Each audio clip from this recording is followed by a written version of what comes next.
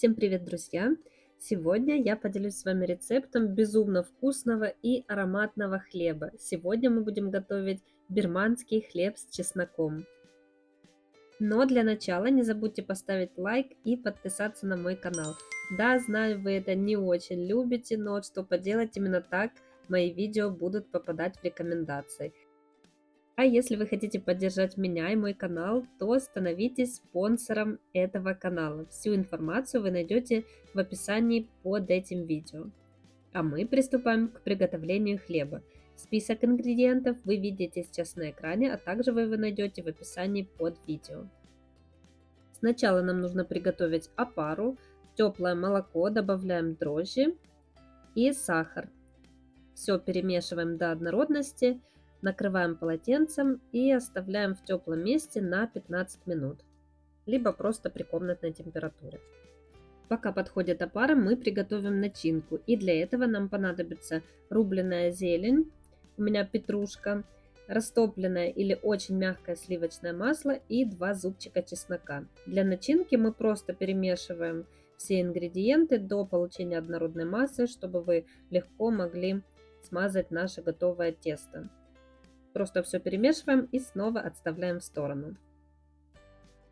Наша опара уже подошла, дрожжи сработали, поэтому можем дальше готовить тесто.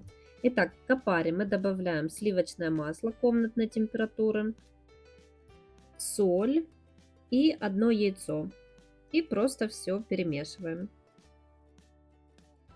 Хлеб я буду замешивать в блендере, в планетарном миксере, поэтому я буду использовать насадку лопатка. На минимальной скорости добавляю всю муку постепенно, чтобы она хорошо вмешалась в тесто. Вы можете это все сделать руками, не обязательно использовать комбайн, просто на это у вас уйдет больше времени, чем у меня. Для удобства я перехожу на рабочую поверхность и продолжаю вымешивать тесто до однородности. Оно должно получиться плотное, но в то же время мягкое. Не должно быть никаких комочков, кусочков. В общем, хорошее однородное тесто. Убираем тесто в емкость, накрываем полотенцем и оставляем в теплом месте на 50 минут. Тесто должно увеличиться где-то в 2 раза. Вот такое красивое тесто получается. Оно очень мягкое, воздушное, абсолютно не липнет к рукам. И с тестом будет очень легко работать. Визуально делим тесто на 2 равные части и раскатываем в пласт размером примерно 30 на 40 сантиметров. Толщина где-то 3 миллиметра. Тесто не должно быть слишком тонкое, но и слишком толстым также не подходит, поэтому все должно быть в меру. И берем наш соус, который мы приготовили, чесночный, и смазываем весь пласт теста. Не пугайтесь, что в начинке есть чеснок, он практически не будет чувствоваться, но будет такой легкий, приятный чесночный аромат. И теперь плотно сворачиваем наш рулет. Старайтесь, чтобы не было просветов.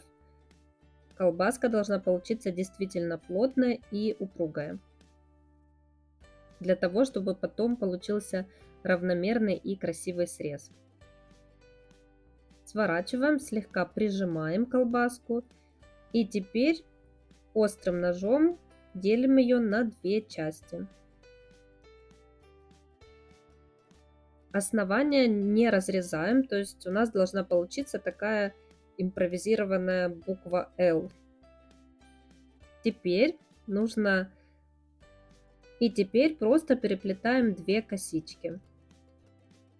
Старайтесь не повредить полосочки, чтобы видно было, как они разделяются. Возможно, у вас сразу не получится, но потренируйтесь и потом увидите, что абсолютно никакой сложности в этом нет.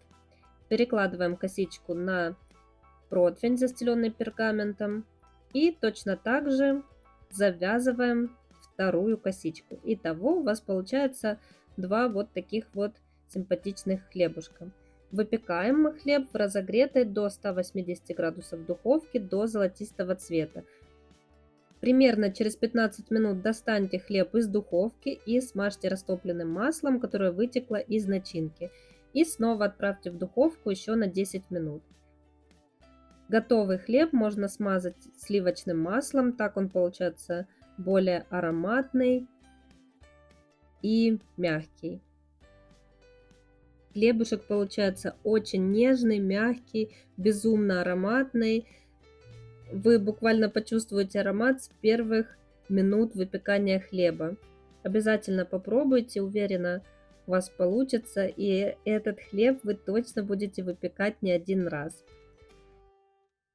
Хлебу даем остыть и можно разрезать. Знаю, что терпения у вас не будет, и вы однозначно будете разрезать горячий хлеб, что тоже очень вкусно. Но попробуйте и так, и так. В любом случае результат вас точно порадует. И не забудьте поделиться в комментариях, что у вас получилось. Всем спасибо, берегите себя и до скорых встреч!